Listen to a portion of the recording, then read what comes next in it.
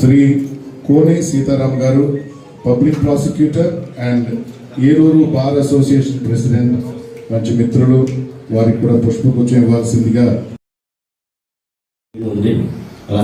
చేస్తున్నారు. డయాసిస్ పీఠాధిపతులు most reverend Jayarao పరిమేర గారిని ఆహ్వానిస్తూ ఉన్నాం. అలాగే దెందులూరు గౌరవ శాసనసభ్యులు శ్రీ చింతమనేని పంచవలసిందిగా మోస్ట్ రెవరెండ్ జయరావు పరిమేర గారిని, వారితో గౌరవ శాసనసభ్యులు ఏలూరు గారిని, శ్రీ గంట ప్రసాద్ గారిని, శ్రీ జయప్రకాష్ గారిని, శ్రీ నక్కా సూర్యచంద్ర గారిని కుమార్తెలతో కలిసి వచ్చారు. కలిసి విషయం గారు కేక్ అందించిన తర్వాత ఫాదర్ స్టీవెన్ గారు నెక్స్ట్ కార్యక్రమాన్ని కనిపిస్తారు.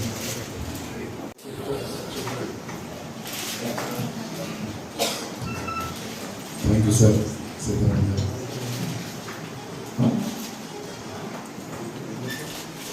కానీ క్రిస్మస్ పాట సంతోషాన్ని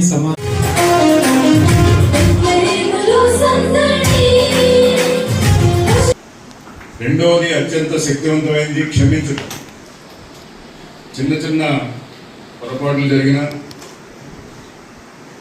దాన్ని క్షమించి అక్కడికి దాని ఆ విషయాన్ని వదిలేయడం. మూడవ బలమైనటువంటి బోధన సహాయం చేయడం. ఇది అందరికీ సాధ్యం కాదు సహాయం చేయడం అనేది.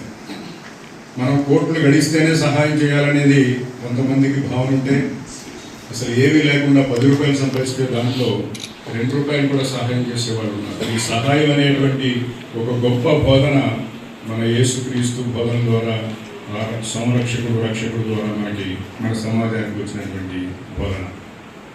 ఇక 4వది అత్యంత శక్తివంతమైనది దయ చూపించడం. ఈ పాపులను దయ చూపించడం అనేది చాలా గొప్ప విషయం. ఒక మనిషి ఇంకొక మనిషి మీద దయ చూపించడం అంటే భగవంతుడు ఆయనలో మనం చూడవచ్చు భగవంతుడు. సో ఈ 4 శక్తివంతమైనటువంటి బోధనల ద్వారా మనం సమాజం శాంతియుతంగా ఉండడానికి, మనుషుల మధ్య ఈర్ష్య ద్వేషాలు లేకుండా ప్రశాంతంగా ఉండడానికి ఉపయోగపడుతుందని తెలియపరుస్తూ, ఈరోజు ఈ బిషప్ గారి హౌస్కి ఇది నేను 4వసారి రావడం. ఏలూరు అడిషనల్ ఎస్పీ గారు 2 సార్లు, ఇంతకుముందు సీఏ గారు కూడా 2 సార్లు రావడం జరిగింది. నాకు ఈ అదృష్టం కల్పించినందుకు ఏలూరు పీఠాధిపతి వారికి, అలాగే క్రైస్తవ మత సోదరి మనకందరికీ కూడా నా మరి యొక్క క్రిస్మస్ శుభాకాంక్షలు తెలియవస్తూ సెలవు.